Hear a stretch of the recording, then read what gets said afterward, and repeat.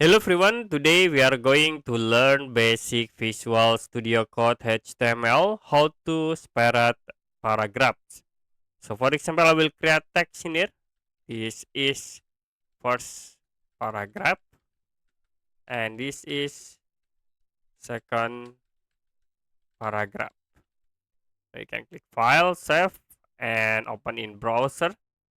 So if you want to separate, we can use the paragraph tag. You can type P to use the paragraph tag, and I will type like this is first paragraph. So we create again for the second paragraph. Use again the paragraph tag. This is second paragraph. So you can click File, Save, and then refresh again in browser.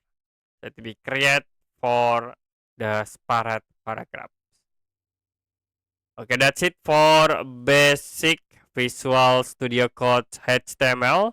How to separate paragraph.